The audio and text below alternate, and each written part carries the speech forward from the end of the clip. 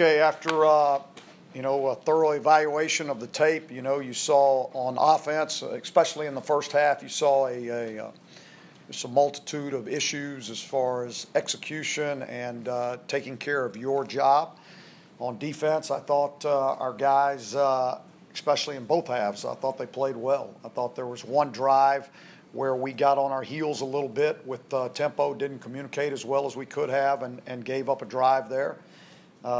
The only thing we probably didn't do on defense that we needed to do was create some takeaways. And on special teams, we played okay. We played sound, for a first game. There were some opportunities to make some game-changing plays, and unfortunately, we didn't do that. So that was disappointing in that area. Was there an area on offense that stood out as a bigger issue for why things happened the way they did than any other? I mean,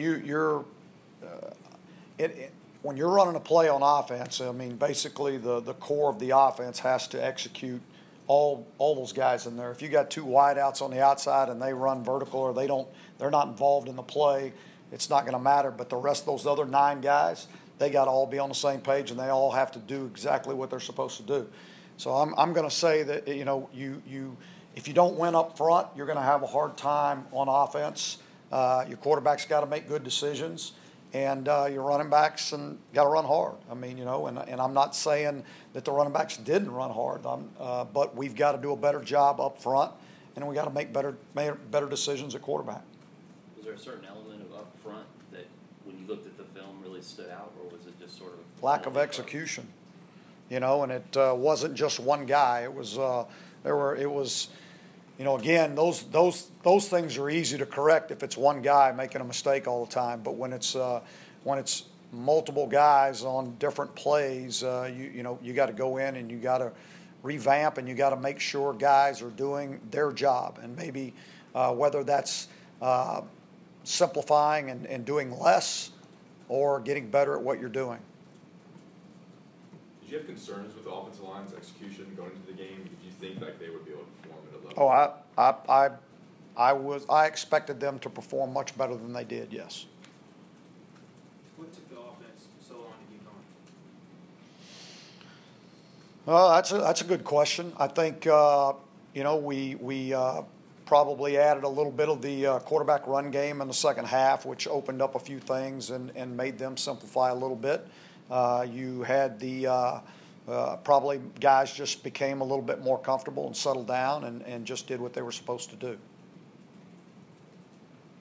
With Nathan, how much of what you saw in the film was reads versus, like making a bad read with some of the turnovers versus just, some breakdown in execution? Two of the turnovers were probably pressure situations, and then 2 of them were just bad decisions.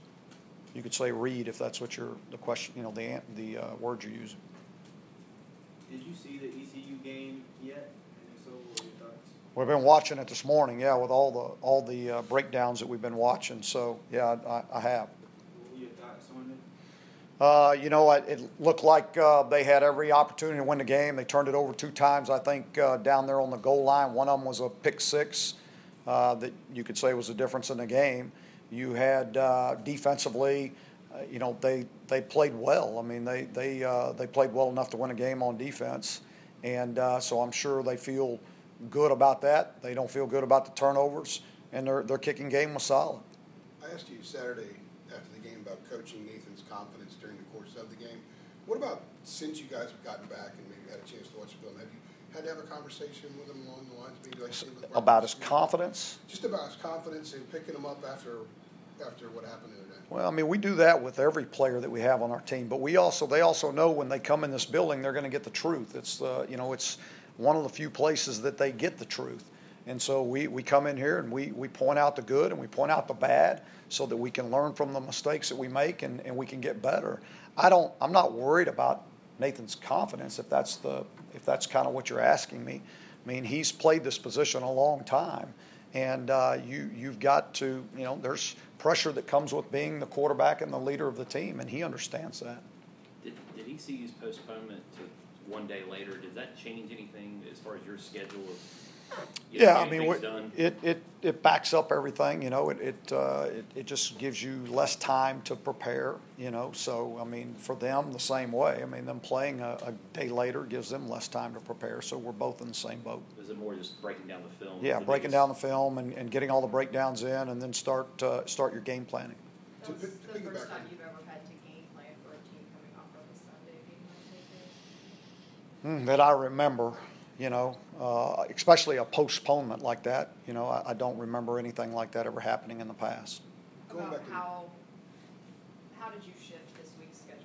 Well, you would, you know, normally everything's ready to go when we finish, you know, putting the one game to bed. It's usually ready to go. So, you know, we're able to get more done on Sunday than we are this week. You know, this week it all started. The majority of it started this morning. Going back to Nathan, how has he handled things? What has kind of been his response to it? Oh, I think his response has been good. I think it's exactly what I expected from him. I mean, he's not a wishy-washy kid. I mean, he's pretty strong, and he understands what he's got to do, and he understands what we have to do as a team. And I think he'll do a good job of leading. Do you lose anything in the prep time process when you're playing a mid-afternoon game on the West Coast and then have to make a cross-country flight back here? Is there anything that gets lost in translation? You know, we got to do a really good job with the recovery for our players. That's the big deal. Is making sure that they get enough sleep this week to recover from the you know, the long flight overnight. You know, coming back. You know, then you got the preparation as far as your game planning and all that, which got pushed back another day. You know, so there's some time constraints that we'll have to adjust to, but we'll adjust. On film, what did you think of the defensive front? How your guys did? I thought our defensive front controlled the line of scrimmage. You know, there were times where we put tremendous pressure on the quarterback with just 4 guys. We changed the line of scrimmage in the running game quite a few times. I mean, that's why we had more tackles for loss than explosives. You know, so I thought our defensive front did a really nice job. You won't have Malik Carney for the next 3 games, I believe. How's that kind of changed? Obviously, he had a huge game. Yeah, he had a great game. He had the kind of game we were expecting him to have because he's prepared himself that way. And so we'll have, you know, the next guy will be up, and Malik will have to do a great job of leading, you know, from the sidelines. Will you travel? No. So you won't be able to leave. He will not travel. What did you see from Dominic Ross that you liked, not just in the pass game, but in the run game too? Oh, Dominique was all over the place. He was physical. He knew his run fits. He fit where he needed to. He tackled very solid. He was you know, physical in everything he did, and then, you know, he did a great job in his coverages. Larry, you mentioned. Smith also had a pretty notable day in terms of the statistics. How was that in response to the development you've seen from him over the Yeah, and John's a guy that, you know, everybody's talked about. We don't have any depth at linebacker. We don't have any experience at linebacker. But John played last year when Andre went down. And so he got a lot of experience, even though he wasn't the starter. He got a lot of experience last year, and I think you saw that in this game. I mean, John was not rattled by any means. He got out there and played the way he played all spring and all camp. And so he kind of had the day we were expecting him to have. Larry, you mentioned you limiting the explosive plays. Obviously, defensive line plays a big role in that. How much of that, though, was just the communication was better throughout the entire game? Yeah, you go back a year in difference, and our communication defensively was much better. You know, and the only time we really had any question of that is in that one series where there was some tempo and we got on our heels, and you know, it was a good thing to learn from them because that showed, you know, where the communication dropped off. You know, we gave up some plays in that one drive, but other than that, and especially with, you know, you had Trey Morrison out there as a true freshman, who, you know, we need to mention him because he played really well for a guy playing in his first game of his career. You know, he handled the situation very well, and he did a really good job of communicating. How will that communication be sustained this week without Malik? I know Cole's obviously still where he's at with Malik Carney. Without Malik Carney? Right. Yeah, well, in the communication, the defensive ends aren't doing a whole lot of communicating. I mean, the linebackers and the secondary are the ones doing all the talking. You know, the defensive ends are listening. So it's not so much that will be where we miss Malik Carney. Tyler played. He's kind of an encourager, and he is a captain. Oh, he's a leader. He's a leader. I mean, he's a leader of this team. And so he's, like I said, he's going to have to lead off the field. You know, and I said he wasn't traveling. I didn't say he wouldn't be at the game. I just said he wouldn't be traveling. Tyler played, I think, exclusively inside Saturday, but he's played a lot both on the Tyler? Tyler Powell. Oh yeah, he's played end and tackle in his career here. And I think he was exclusively inside Saturday. Now with Malik out, are you going to maybe be floating him kind Possibly. of spots? Could play in both places. One thing Tyler is he's very intelligent, so he can handle either spot in the defensive line. He's not a guy that has to have a tremendous amount of reps, because he's smart. He really knows the defense. So you don't have to he's not a rep guy that you have to rep over and over and over before he has something down. Once Tyler sees it a couple times, he understands it, and that's why it's nice to have him back, because he can play both positions for us. As well as the line played, how did Alan Cater grade out? Alan made some really nice plays. Especially, we showed a play after last night, just where the one time we got out of a gap and the back broke, and Alan Cater was the guy who ran him down. So he was playing really hard and with a lot of energy.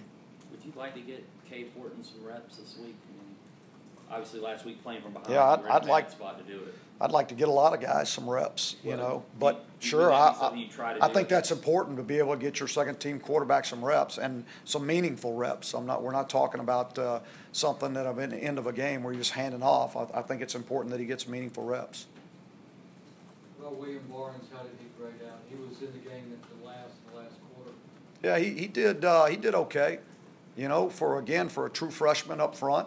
I mean, there were some things that he did that were really good, and then there were some things that he did that were really bad, and so, but he's going to learn. I mean, again, that's his first time to ever step on the field, and the lights won't be as bright for him the next time. How valuable was that last quarter?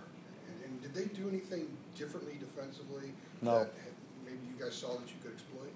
No, they didn't change their defensive game plan throughout the game. I mean, they stayed with what they were doing. I mean, they were having success with it. We didn't move the ball in the first half, so there wasn't any adjustments for them to make in the second half. I mean, they felt pretty good about what they were doing. But in that last quarter in particular, when you guys started to move the ball, what was maybe the main reason? We started executing. I mean, it wasn't anything that they did defensively. I mean, we put our hats on the right people, and we stayed on them, and we blocked them, and guys made plays. I mean, and we picked up some first downs, and you get some continuity going, and you start rolling, and that's the way you have to play offense. Coach, why do you think you're 0-5 in its openers against FBS opponents, and 4-11 when you have 2 weeks to prepare for games, bowl games, bye weeks?